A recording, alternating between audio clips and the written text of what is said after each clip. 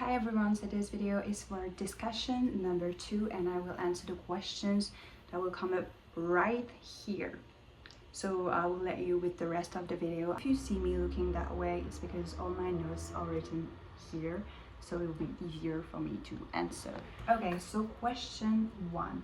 In my future classroom, I will try to use grade responsibly because grades can reduce student intrinsic motivation and make them feel like their intelligence is defined by a grade or a number. As Rick Warnelly said in the video on Canvas, grades lose their meaning if we only focus on the average, because it doesn't really reflect learning or effort. Standards-based grading is much more representative and helps students stay engaged with every skill.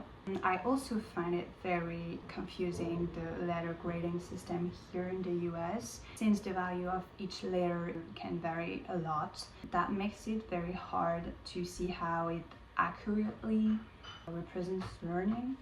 I also recognize that grades can be very useful to compare data and to meet instructional requirements.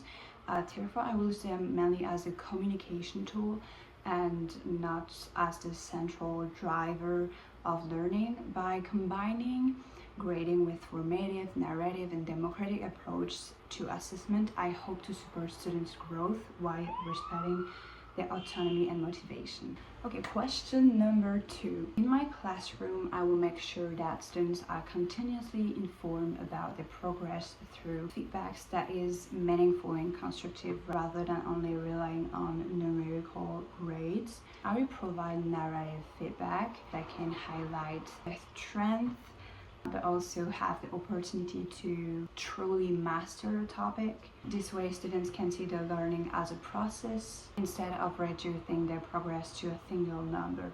I will also use competency-based assessment tools such as checklists and learning progress grades. This will allow students to clearly see which skills they have already mastered and which one will still need development. In addition, I will put subtitles, encourage self-assessment and peer assessment so that students become active participants in evaluating their own learning.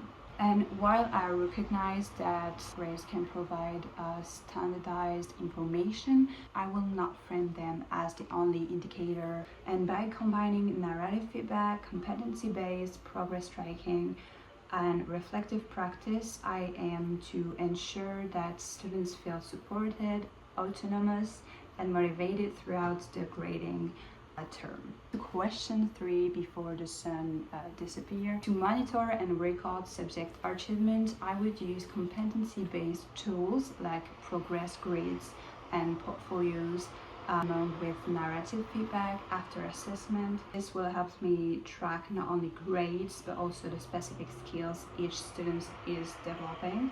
I would also include self-assessment so students reflect on their own progress. Grades will be recorded when required, but they won't be main focus. My priority is to show learning as a process of growth. Question 4. So in my grading, I will not give the same importance to knowledge and effort, following Bloom's taxonomy mentioned on page 83 on the textbook. Remembering facts is only the first step, but understanding and applying ideas are deeper and more important. So I will give more weight to comprehension than simple recall. For effort, I think it's very important to value it, but not only with a number. I will recognize effort through feedbacks, self-assessment, and showing students their progress. This way, they will be able to see how efforts helps them reach a higher level of learning. My grading will focus on understanding while also encouraging effort as part of the learning process. Okay, question 5, last one of the part 1. So in my classroom, grades will only reflect students' knowledge and skills, not their behavior. It's very important for me because I want students to understand that they are not their grades. So a grade shows one part of their learning, but it does not define their value as a person. If I mix behavior into grading, then grades will become too personal. They might think that their personality or who they are is being judged and graded. Instead, I will keep the two separated: grades for knowledge and constructive feedbacks for behavior. In this way, I can still show that good behavior is valuable and bad behavior should be improved without confusing it with their academic achievements. So now we are going to answer the question to the part 2. I choose these questions. For me, yes, we should definitely take actions if we observe bullying. Research shows that bullying has a really negative impact on students, like anxiety, depression, and lower academic performance. If we don't react, the problem usually gets worse and damage the whole school climate. But the good news is that interventions are effective. The whole school approaches, clear policies, peer involvement, and social emotional learning programs have been proven to reduce bullying. Quick teacher response and support for victims are also essential. The evidence is clear. Nothing reinforces the problem, but taking action creates safer school and supports students' well-being.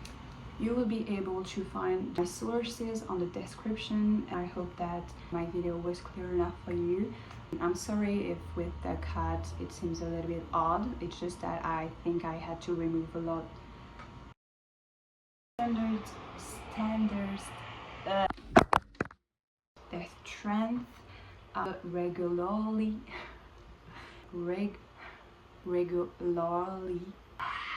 J'arrive pas à parler. Standardized information. Je ne comprends pas ce que je dis. Bullying has research. Thank you for listening, and I can thank you in advance for your replies. I hope I will have some, so thank you.